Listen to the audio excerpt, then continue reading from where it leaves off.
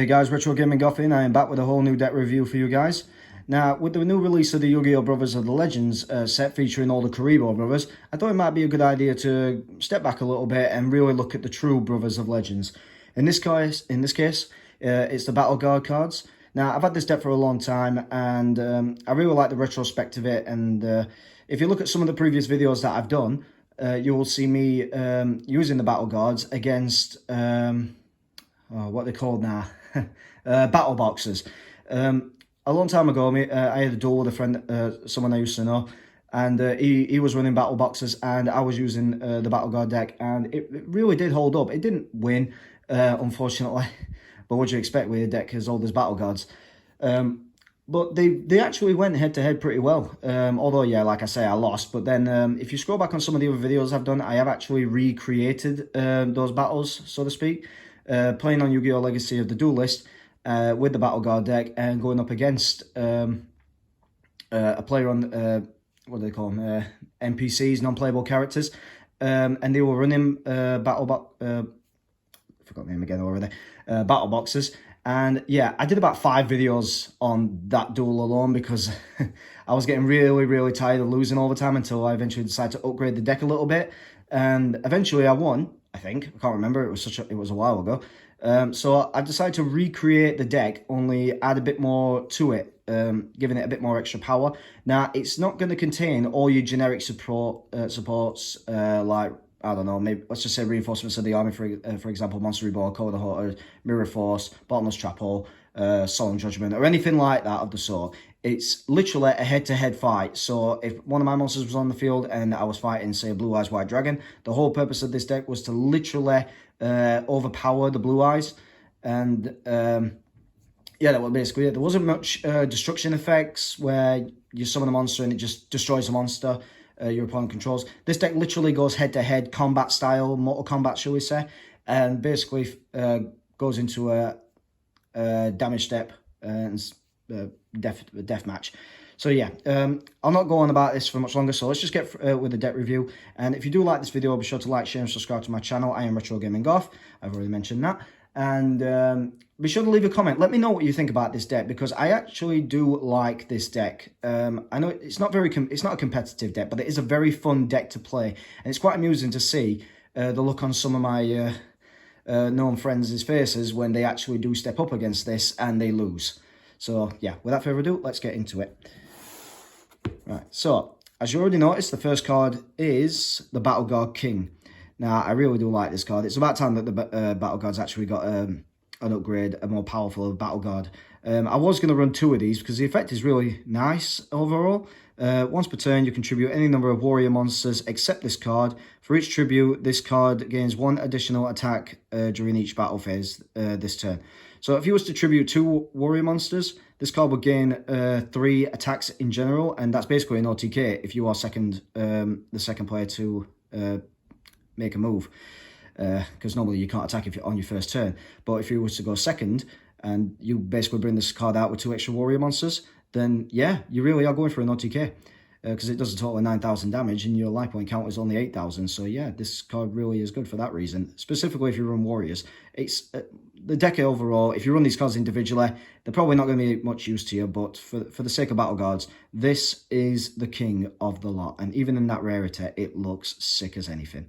So for that reason, I only run 1, because as far as I'm aware, there is only 1 king in this deck, and I think it deserves to be appreciated and shown. So that's why I'm only running 1.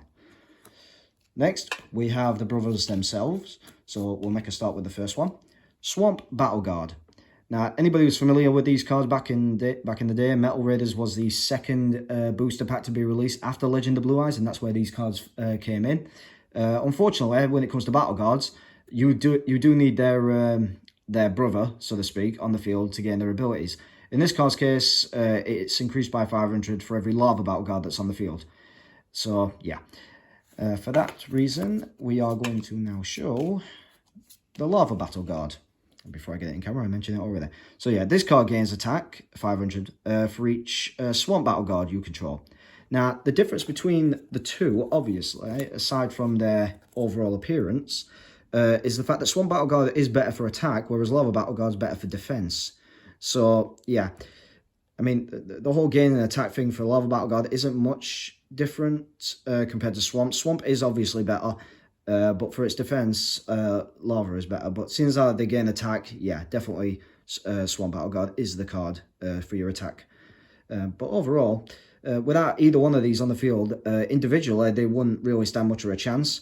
If you have an army of these on the field, however, then yeah, you're talking a really powerful field because, well, if you had one of these on the field and the whole army of swamps, well, you can only run 3 on the field anyway, and the same goes for lava, then yeah, the power boost would be maximized up to by 1500 plus their original attacks. So you've got a 33 here and you've got a 3050 on this one, if my maths is okay. But yeah, with a full field of these cards, you've got a really strong arsenal of battle guards on the field. So yeah, for that reason, that's why the cards aren't really playable, because they are level 5s and you need a monster on the field to summon them. But other than that, if you can get them both on the field, you've got a nice little opening field. Next, we have one Gigantus. Now, this deck is purely Earth-based, so to have one of these is necessary, I suppose. Banish an Earth monster, you can special summon this, but if it's destroyed and sent to the graveyard, you can destroy your spells and traps. And that does include yours, unfortunately. But because it's an Earth-based deck, I figured it was a good idea to run this. Now, this next card, I did want 2 of, but I could never seem to find one cheap enough, and I could definitely never find one in general anyway. The Rock Spirit. Same principle as Gigantus, you know, banishes an Earth monster and you can summon this card out. So if you had any Earth monsters in the graveyard, you could summon this by banishing one of them, tribute it and summon out one of your battle guards. But if this card's attacked, it gains an extra 300 attack during the battle phase of your opponent's battle phase anyway. So yeah, this card is, I wouldn't say it's expensive or anything, it's probably quite cheap. But for a common, I've never paid more than, what, maybe 50 pence for a common. So I'm never going to buy anything that's, the last time I checked, this card's worth was about £4. So I'm not going to do that for a common card. So I'll be much easier just trying to find it and getting it cheap as I can. Next, we have, now this card did take me a while to get my hands on again, but I did eventually get my hands on them. Ballblader. Now, being that it's a warrior card, it will help out a lot in this deck's case. When attack is declared involving this card, let me just move my thumb a little. Involving this card and an opponent's monster, you can activate this effect, destroy the battling, destroy this battle involving this monster. Neither player takes damage. Also destroy your opponent's monster after damage calculation. I think I read that a bit wrong. You can activate this card's effect during the battle phase involving this monster. Neither player takes battle damage. Also destroy your opponent's monster. So yeah, this is a good card really, because yeah, I get that I said a minute ago that all this deck is based around this purely attack and not much destruction. This card does have the destruction capability, but it is really helpful and it is handy. And to be fair, it does kind of look like a Battleguard, but armored and a more armored version. So for that reason, I'll run this card because it is quite unique and it is quite good. And being that it's a level 4 warrior, that will help, and you'll see why very shortly. Next we have, and you're going to be really surprised when I show you this, 2 Leotos. Beast Warriors. Now, I know, I said what I said a minute ago, but if this card battles a non-normal monster, this card gains 500 extra attack during the damage step only. So, yeah, it's quite frankly, nobody really runs, in terms of Yu-Gi-Oh, vanilla monsters, normal monsters in this case. So, ideally, if this card battles any monster that's not a normal, it gains 500 attack. And being that it's a level 4, you can easily summon it, and it becomes a 2k beater. And a lot of 2000 attack monsters have restrictions that are reasonable, but can be quite devastating to you. Like Dark Elf, that's a 2000 attack monster, but if you attack with it, you lose 1000. Berserk Gorilla, you have to attack regardless whatever the situation, unless for whatever reason its effects are negated or it's prevented from attacking. But if the monster is on the field in general, you have no choice but to attack with it, and that's the counterfeit to it. So, yeah, for that reason, I'll run Leoto, because it gains extra attack when it battles a non-normal monster. Next, Legendary Jiu-Jitsu Master. Now, this card did take me a while to get my hands on, and yes, I know it's a rock type. Rock type. However, a monster that battles with this defense position card returns to the top of the owner's deck at the end of the damage step. So if you play this face down in defense and your opponent attacks it, it will bounce them straight back to the top of their decks, regardless whether this card dies or not. And that's a really helpful advantage for you, because you never know what you're going to fight, and the chances are the monsters that you're going to battle can't be targeted or destroyed by card effects. So this card literally just sends it back to the owner's top of the deck. And if there's summon a powerful Xyz, Synchro, Link, Fusion, any sort of material from the extra deck. They're going to use up all their resources to play that to play such a card. It's like Stardust Dragon, for example. That card definitely can't be destroyed because, well, you tribute it and it negates the monster's ability to destroy it, but then it special summons. Whereas this card will bounce it back to the owner's top of their owner's deck at the end of the damage step. Although Jujutsu Master will be destroyed, it's a helpful effect if it gets rid of something as powerful as Stardust Dragon, for example. Next, we have two, if I can get my hands on them, two Spell Strikers. Now, I do run two of these because it can be special summoned by banishing a spell card from your graveyard. This card can attack your opponent's life points directly, and you take no damage from an attack involving this card. So there's a fair handful of spell cards in this deck, so to banish one of them to special summon this is quite helpful, especially if you want to summon out one of your battle guards. You can just special summon this, tribute it, and summon out a battle guard. And even so, if this card's attacked, you take no battle damage, and it can attack directly. So yeah, this card's real helpful for a deck like this. Now, we have, next, the spell cards, like I just said, and these are key to the battle guards' true potential and their true power, at least in my opinion anyway. Feast of the Wild, level 5. Now, this card allows you to special summon up to 2 level 5 warrior monsters from hand and or graveyard, but their effects are negated. Also, they cannot attack. Now, the reason why I say this is like the key to this deck, because the battle guards in general, they're not hard to summon. They are only one monster to sacrifice to summon them. However, this card lets you special summon up to 2 of them from either your hand or graveyard, even though their effects are negated and cannot attack. If you had Battleguard King on the field and you played this card, then there's your 2 monsters to tribute for the King to gain 3 attacks in total. And also, because they're level 5s, you can Xyz summon or Link, but I don't run Links in this deck. Spoiler alert, I do not like Links. Hashtag hate Links. Sorry, I just do. That's why they call me Retro Gaming Goth, because I like things that are retro and not something that's new. Also, as a little side note, it can build up the field for extra defense, although the monsters can't attack. But if you played another Battle Guard from your hand or graveyard or wherever, and its effects weren't negated, let's just say you played this card and you summoned 2 Lava Battle Guards, and then you somehow summoned a Swamp Battle Guard, that card would gain 1,000 extra attack points because it's got 2 of its brothers on the field. So yeah, for that reason, I will run 3 of these because there's 6 Battle Guards in total in this deck. 3 Lavas, 3 Swamps, as you noticed. So if I get those in a hand, in a start of the draw phase, I am screwed. But if I had one of these out, then it's not in my hand, then it's not an issue. So yeah, for that reason, I will run 3 of these. Now, I say key to the deck is the Feast of the Wild 5, level 5. So I can never say that name. Anyway, that card, I said that's key to summon out the Battle Guards. However, I would say these are the key to their power. Magnum Shield. It took me a while to get 3 of these, but I absolutely love it for this reason. Equips to a warrior type monster, which the Battle Guards are, and some of the other monsters in the deck. Apply the effects depending on the monster's battle position. So it gains attack equal to its defense if it's in attack position. So or if it's in defense, it gains defense equal to its original attack. So the Battle Guards, like I said, Swamp is good for attack, Lava is good for defense. So if you was to play Lava in defense mode and you equip it with Magnum Shield, it's going to get a massive defense power of 3,350, if my math's not wrong. Whereas Swamp Battle Guard will gain an attack of 3,300 if it's in attack position. So 3 of these, one of the Battle Guards, or 3 of these, 3 of each of the Battle Guards, play 1 of each, play the Magnum Shield and play 1 of the Battle Guards. They are going to get a lot of attack points just from summoning 1 of them and equipping it to 1 of these. So yeah, for that reason, I run 3 Magnum Shields. I did originally have 2, but it took me a while, and I did eventually get my hands on the 3rd one. You'd be surprised how hard it is without the use of Amazon, eBay, and all other sites that sell Yu-Gi-Oh cards. I'm not going to name any specifically, but Chaos Cards, Toy Wiz, I can't even think what else other than them. Cool Kingdom. They're all good sites, but yeah, I can get these a lot cheaper.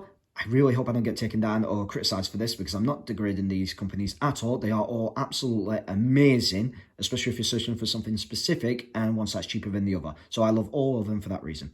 Anyway, enough about that. So that's why I run 3 Magnum Shields, because they are a good card for Battle Guards. given the fact they're warriors as well. That really does help. Now, when I said about attacking and defending and all that stuff, and literally going head-to-head with monsters, you need cards to support that. So Gravity Lash is one of them. A quick play spell, excuse me. A very good quick play magic card like that. Targets one face-up monster on the field. It loses attack equal to its defense until the end of this turn. So this is a very helpful card. Now, I try not to run too many traps, although I have run very specific ones for specific reasons, and I'll tell you why, and I'll even show you. But with spell cards, I figured strength is everything with this deck. So being able to target a monster on the field, face up, and they lose attack equal to their defense. If they've got a lot of defense, they're going to lose a lot of attack. Not very good against cards like Skull Servants because they are dependent on cards being in the graveyard and they gain 1,000 for each Skull Servant that's in the grave. However, this card targets them, but they lose attack equal to defense. Their defense is practically 0, so this card would be useless against a Skull Servant deck. And I'm sure there's other decks out there, but at the top of my head, that's what I thought of.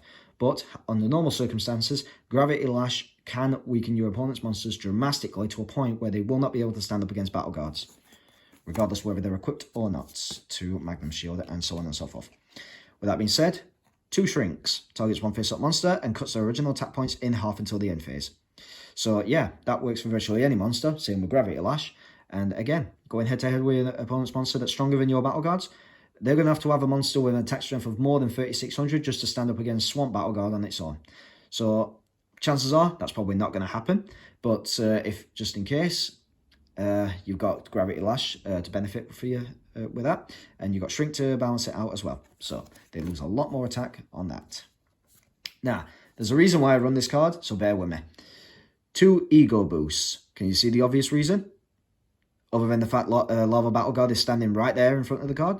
Well, not right in front of the card, but in the background facing your opponent's monster. Anyway, so when attack is declared, targets one face-up monster on the field. It gains 1,000 attack until the end phase. The Battleguards, any card in general, 1,000 extra points, not a bad boost. And giving considering it's a quick play spell, that is definitely helpful. And again, there's not a lot of monsters that can overrun monsters that have got an attack greater than, let's just say 2,500 for the sake of argument. So these spell cards are very helpful, especially with Battleguards. Backup Rider is the next spell card. Targets one face-up monster and it gains 1,500 attack until the end of this turn. Again, a really powerful spell card. I actually ran these in a sneak peek tournament from this set. I don't know if you can read it. I don't know if the thing's blurred out or not. It spells out the word core. I can't remember what that was. It introduced a whole new lineup of Red Eyes cards, basically. I'm really going to bug myself now. Is it Clash of Summit? I really can't remember. It was actually one of my favourite sets because it released a whole ton of Red Eyes Black Dragon support cards, and I am a huge fan. In fact, Red Eyes Black Dragon is my favourite monster in all of Yu-Gi-Oh! So I have multiple decks on them. I've got a couple of videos based on them. Please be sure to check them out because, in my opinion, they are very good. Well, maybe not very good, but they are practically my heart and soul when it comes to Yu-Gi-Oh! Red Eyes really is the card, the whole family of Red Eyes. I can never get my words out. The whole family of Red Eyes cards is my keep decks. They are my favourites. So with that being said, this card came in the set, and it really helps out. I used them in the sneak peek tournament, and you only get what you're given, and you open a bunch of packs and you get the cards given to you. This card came up in a couple of the boosters that I pulled out, and it really helped strengthen out all my weaker monsters, and for that reason, I use it in Battleguards. Next, we have the final spell card, Ultimate Polymerization.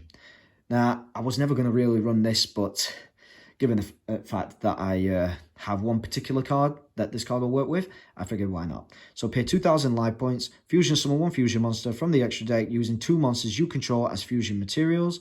Neither player can activate cards or effects in response to this card. You can banish this card from your graveyard, then target one fusion monster that was fusion summoned with this card's effect. Special summon all fusion materials used for its fusion summoning from your graveyard, but change their attack and defense to 0. Also, they have their effects negated. Now, there's a lot to read about this. I get the 2,000 cost is necessary because of all the additional effects. The fusion summoning requirements most polymerizations you can fuse virtually anyway from basically from the hand or the field. This card has to be specifically monsters that are on the targets monsters on the field specifically. The idea that your cards and effects cannot be activated in response, that's kind of helpful because this thing can be negated after you pay the cost, and that's not acceptable. When you're paying something like that, you should not have this card negated. Fusion summoning is typical as always. But the effect to banish this card and target one fusion monster and then summon out its the requirements to summon it. Now that's helpful in my opinion, because if you was to, well, basically the fusion card I'm going to show you, spoiler alert, it will involve 2 level 5 warriors. But if you use this card's effect to summon those 2 level 5 warriors, you've got an extra row of monsters. And again, Battleguard support, summon out a new Battleguard, summon out Battleguard King. Doesn't matter, because if their monster's effects are negated, what's the point to them? Or you can even exease. So there's a lot to go to for ultimate polymerization and the battle guards in general. And I'll show you why very shortly. Now, moving on to the trap cards, we have, and there's a reason I run these trap cards. So if some of you agree with, cool. If some of you don't agree with, that's okay. It's my deck. 3 Battleguard Howlings. When a warrior monster you control is targeted for an attack by an opponent's card effect, monster card effect, should I say. Target 1 face-up monster your opponent controls, inflict damage to your opponent equal to the original attack of the face-up monster you targeted with this card. If you do, return it to the hand. So, again, a lot of warrior monsters in the deck. Specifically, if your monsters are targeted by effect or for an attack, Battleguard Howling will inflict damage to your opponent based off that monster alone, and then bounces it back to their hand. But if it was a monster summoned from the extra deck, it goes back to the deck. So it's another excuse to get rid of your opponent's monsters and deal a significant amount of damage. You're talking anything from like 1900 upwards, because the strongest Battleguard, not the king including, is 1800. So the minimum you're going to do is probably about 1850. I know I said 1900, but I just thought of 1850. There is some in the game that are 1850 attack. But if you battle an even stronger monster, you're doing a lot more damage. If you control Battleguard King, that's a significant amount of damage that this card alone is going to deal to your opponent, as well as return that monster back to wherever it came from. So yeah, for that reason, I'll run 3 of them. Next, we have... Oh, also, you may have noticed that card that has Swamp Battleguard on it. This card has Lava Battleguard on it. Battleguard Rage. Now, continuous trap card, and it did take me a while to get used to the idea of how this card actually works. Activate this card by targeting a warrior monster you control. It gains 1000 attack. Monsters destroyed by battle with it are returned. Sorry, let me just double... I can't read that. It gains 1000 attack. Monsters destroyed by battle with it are returned to the hand instead of going to the graveyard. When the monster leaves the field, destroy this card. So instead of destroying the monster with the warrior monster that has this equipped to it, it goes back to their hand instead. So I think that's relevant. I think that's kind of relevant, because there's a lot of cards where you don't want them in the graveyard, hence for Skull Servants, for example, and you actually want to bounce them back to your opponent's hand, because Skull Servants gain attack from monsters in the grave. This card will bounce them back to their hand, and it gives an extra 1000 attack for any warrior monster that's equipped with it. So yeah, 3 of these, quite necessary. Well, again, for the deck that I've got, what do you expect? Now, final trap card, and I decided to run 2 of these, not 3. Skill Successor. Now, did you pick up why I run these trap cards very specifically? Yes, in case you haven't noticed, I'm probably sure you have. They have got the battle guards on them, which is why I run 3 of each of the others and only 2 of these. Now, I only run 2 of these for this reason. Targets 1 face-up monster you control against 400 attack. So not a very great deal of attack when you activate this card, and it's only till the end phase. However, during your turn, except the turn this card is sent to the graveyard, you can banish this card from the graveyard, then target 1 face-up monster you control. That target gains 800 attack until the end of the turn. So that's another reason why I run this card. At start, 400 isn't a lot. You'd be surprised at how many monsters you could potentially destroy if you give the old monster just that little bit extra attack strength. However, when you banish it, it gains 800 attack. So it's not far off 1000 like most of the other spells and traps I run. But it's a pretty unique trap card, and yeah, I think it's alright to use for that reason. Right, so that's the deck. Now we're going to move on to the extra deck. Now, keep in mind what I said about the whole destroyed by card effects and being destroyed by battle, but look at it from a different perspective. So my first Exceed card, which is at the top of the deck, number 61, Volcasaurus. It requires 2 level 5s to summon it, and it is a rank 5, and it's a pretty powerful card to say the least. Once per turn, detach one material from this card, then target one face-up monster your opponent controls, destroy that opponent's monster, and if you do, inflict damage to your opponent equal to the original attack of that monster. This card cannot attack your opponent's directly during the turn you activate this effect. So, yeah, it can nuke a monster, and it can potentially destroy a monster in battle, specifically if it's anything less than 2500 attack. But overall, yeah, because it's only rank 5, that's why I run this card. And given the fact that I already went through the majority of the deck and why I play certain cards in certain ways, that's why I've got this card in this deck. Feast of the Beast, Wild, level 5. Next we have number Chaos 39, Utopia Ray V. Now, I'm not going to go into this card's effects. I've never really studied it. I could just read it now, but I'm running out of time right now. But it does require 3 level 5s to summon it. So, yeah, it is a bit costly, and it's a nice little attack boost. But I think there is another way to play this, but I'm not entirely sure. I think it requires one of the rank up barrier magic force cards or whatever.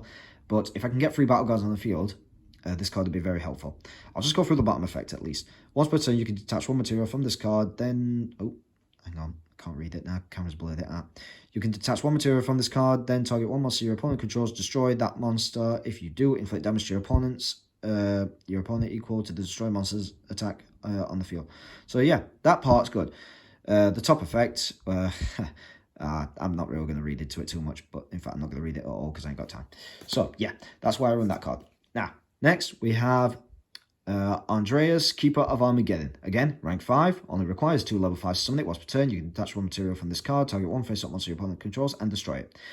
Okay, so I'm not really doing very good at the whole keeping it Mortal Kombat. Instead, I'm going very Hakai here. Simple destruction effect. So, yeah, but overall, when you look at the cards in the deck, that's what they specialize in. The cards in the extra deck, however, some of them do have the destruction effect, but others do have battling effects. So, let's get to them very quickly because I am really running out of time. Again, for the same reason, 2 level 5s. Shark Fortress. Your opponent cannot target other monsters for an attack, except this card, so it's a good defense for any other one of your weaker monsters. Once per turn, you can detach one material from this card, target one face-up monster you control. You can make a second attack during each end phase of this turn. So that's that card. Now, most of these cards I run are battle phase effects. So, Heroic Champion Excalibur. 2 level 4 warriors. I have a handful of them, a couple of them at least. Once per turn, detach 2 materials from this card. It gains double its attack until the end phase. So it goes from 2,000 to 4,000, so it's a powerful card. It gains extra attack. Next, we have number 59, Crooked Cook. Or Crooked Cook. Forget it. What does this do? 2 level 4s. While you control no other cards on the field, this card is unaffected by other card effects once per turn. During either player's turn, you can detach one material from this card. Destroy as many other cards you control as possible. Then this card gains 300 attack until the end of this turn for each monster destroyed by this effect and sent to the graveyard. So yeah, it gains extra attack points. So that's why I run that. Next, we have Subaba General. 2 level 4s. Once per turn, detach material from this card. Equip 1 warrior monster from your hand to this card. This card gains attack equal to the combined attack of the monsters equipped by this effect. So it can attach itself to 2 warrior monsters and it gains attack equal to their combined attack points. Plus this card's 2,000. So yeah, math. Next we have number 39, Chaos 39, Utopia Ray. So this card gains extra attack for each material, basically. And yeah, it does a lot of other stuff, but let's not go into it because it's too long and I haven't got much time left. Number 39, Utopia. We all know this card by now, I hope. Can negate attacks based on its material count. So, yeah. Next we have number 101, Honorarch. Or Silent Honorarch, or Shark, as it's highlighted in capitals. Detach 2 materials and targets one special summon monster your opponent controls and attaches itself to it. This card has protection, basically, from being destroyed by battle, I think. Or by card effects, if this card will be destroyed. Whatever. Basically, it has protection from being destroyed if it has materials. Next, we have 2 Dark Rebellion XYZ Dragons. I love this XYZ card, I really do. 2 level 4s, you can detach 2 materials and it's then target one face-up monster your opponent controls. It gains attack equal to half that. This card gains... Okay, I didn't really read that right. But yeah, it's an extra boost anyway, so yeah. Next on my list, we have Grenosaurus. requires 2 level 3s. When this card destroys an opponent's monster by battle and sends it to the graveyard, you can detach 1 material from this card and inflict 1000 damage to your opponent. There's a fair few level 3s in here, so for that reason, I run this card, and that more or less fills up the XYZ pile. Now, remember Ultimate Polymerization? You should, because this card is the reason why I play it. Indati, the Conqueror Star, requires 2 level 5 or higher warrior monsters. If this card is fusion summoned, you can add 1 level 5 warrior monster from your deck to your hand. You can only use the effect of this card once per turn. Once per turn, you can discard any number of cards. This card gains 200 attack for each card discarded once per turn during damage step calculation. If this card battles an opponent's monster with an equal or lower level, quick effect, you can make this card, you can make that, sorry, can't remember what I thought now. You can make that opponent's monster attack 0 during the damage calculation only. So yeah, this card is really powerful, at least when it comes to attacking other opponent's monsters, but it also gains extra attack from discarding basically your entire hand at best. And yeah, you can search out for a level 5 warrior monster. And again, that's why I run Ultimate Polymerization, because I've got the materials for it, and this card definitely lives up to its reputation for Battleguards. And yeah, it can really do some damage to your opponent's monsters, especially with 3k attack points already. So yeah, that's why I run that card. Now, for the extra deck, you might be a little surprised when I show you some of these, actually. So, extra deck, we have 3 Celtic Guard of Noble Arms. Cannot attack while you have any cards in your hand. Once per turn, you can special summon 1 Celtic Guard monster from your hand. Celtic Guard monster from your hand. When this card attacks and inflicts damage to your opponent, you can draw cards equal to the number of Celtic Guard monsters you control. So yeah, I run 3 of these because for the amount of Celtic Guards that's in Yu-Gi-Oh in general, there's not really that many. There's only like what 3 maybe. Celtic Guardian, Obnoxious Celtic Guard, and Celtic Guardian of Noble Arms. So yeah, for that reason I run these, because it's a nice little ability to draw extra cards from your hand, and it's very good to get at level 4s, and it can also let you draw cards if this card inflicts damage. So if you have no cards in your hand and you had an army full of Celtic Guardians or Celtic Guards, this card would really help draw those cards out. So yeah. Now, I'm hoping to get my hand on another 2 of these, but up to now, I've not been able to find any. Obnoxious Celtic Guard. This card cannot be destroyed by battle by monsters with 1900 or more attack points. I really do need to get my hands on 2 more of these to complete the side deck, because for obvious reasons, that's why I run the Celtic Guards. Next, we have 1 Card Trooper. Basically sends up to 3 cards from the top of your deck to the graveyard. This card gains 500 for each one. If this card is destroyed and sent to the graveyard, draw 1 card. So when I said about cards getting to the graveyard, this card will easily send them down there, and you can get a draw effect. The camera's really blurred today. I don't know why. Maybe it's the settings I've got. So for now, until I get the other 2, that's better. Until I get the other 2 Obnoxious Celtic Guards, I've got 2 Man-Eating Bugs. Flip effect destroys 1 card on 1 monster on the field. So I'm only running this for the time being until I get the other 2 Obnoxious Celtic Guards. Next, we have 2 crossovers. Now, this card basically targets warrior monsters, and I'm not going to go through its effect, but if you know what it does, then I don't feel like I need to. But yeah, I run this card because it does target a lot of my warrior cards, and considering the Celtic Guards and the Battle Guards in general, this card is really helpful for that reason.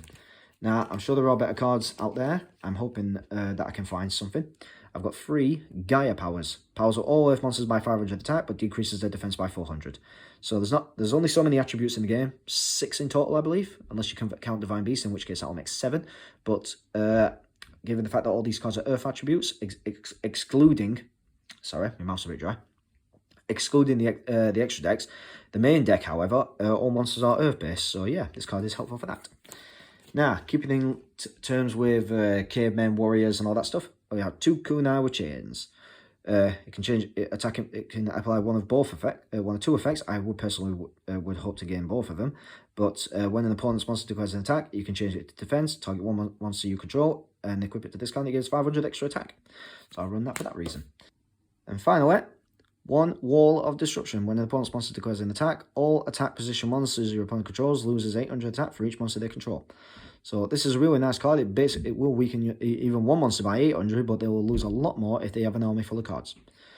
So guys, what do you think of the deck? Do you think it's competitive enough? Do you think it's playable enough? I don't know. Let me know in the comments below. But until then, I will hopefully see you guys very soon for the next video. I hope you will enjoy it, and I'm debating whether or not to get the Brothers of Legend box set. I have heard what card specifically is in there that is worth a ton of money right now going on eBay. But is it really worth the amount of money it's worth just for the chance of pulling one card that, as far as I'm aware, I've not seen many of? Or, well, I like Karibos in general, so is it even worth me buying it for that reason? Probably not going to get a playset of everything that's in there, and there's a lot of support for Karibos in general. So let me know below, is it worth buying the box of Brothers of Legend? Until then, take care. I'll see you all later.